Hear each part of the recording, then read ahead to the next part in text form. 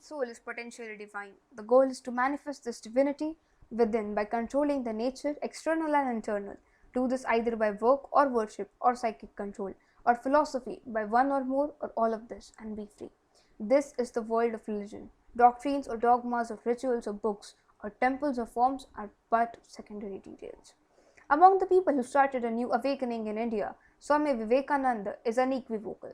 Swamiji was born on 12th of January in 1863 in Kolkata as Narendranath Datta to the Vishwanath Datta and Bhuvneshwari Devi. He was an extraordinary child with spiritual thoughts. He was gifted with a strong, intelligent mind with high thinking.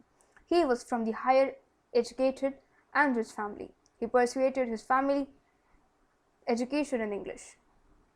Completing his graduation in 1884, his mother wanted to become a successful lawyer. But there was a thirst to get spiritual knowledge in Swamiji's mind. He used to spend maximum time with saints and monks, and he wandered in search of truth but could not get satisfaction and peace. He came in contact with Swami Ramakrishna and then became his follower. Later, he led the Vedanta movement and introduced the Hindi philosophy in Western countries. His Chicago speech at the Parliament of World Region on 11 September 1893 has represented India held in Chicago. He became successful in establishing Hinduism as an important world religion. Swami Vivekananda's inspiring personality, as well known both in India and America during the last decade of the 19th century and the first decade of the 20th.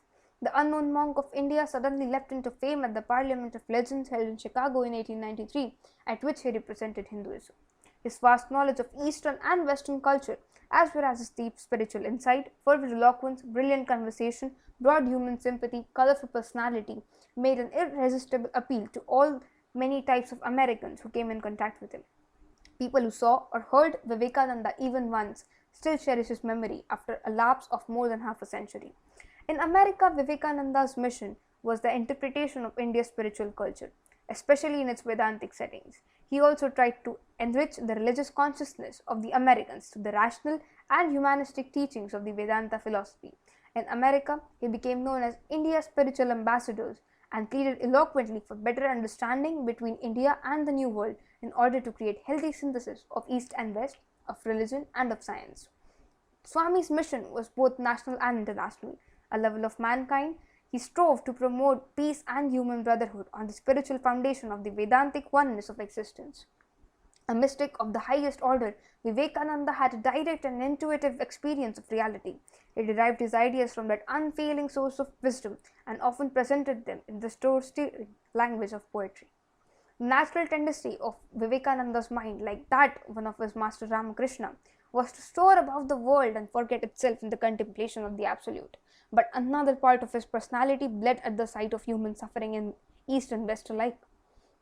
It might appear that his mind seldom found a point of rest in its oscillation between contemplation of God and service to man.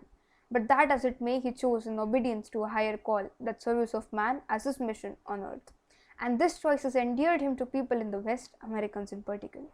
In course of his short life of 39 years of 1863 to 1902, of which only 10 were devoted to public activities and those 2 in the midst of acute physical suffering, he left for posterity in his 4 classics, Jnana Yoga, Bhakti Yoga, Karma Yoga and Raja Yoga, all of which are outstanding treatises of the Hindu philosophy. In addition, he delivered innumerable lectures, wrote inspired letters in his own hands to his many friends and disciples, composed numerous poems and acted as a spiritual guide to many seekers. He also organized the Ramakrishna Order of Monks, which is the most outstanding religious organizations in India, and it is devoted to propagations of the Hindu spiritual culture, and not only Swami Vivekananda's native land, but also in America and other parts of the world. Swami Vivekananda once spoke of himself as a condensed India. His life and teachings are inestimable value to the West for an understanding of the mind of Asia. William James, the Harvard philosopher, called Swamiji the paragon of Vedantis. Attribute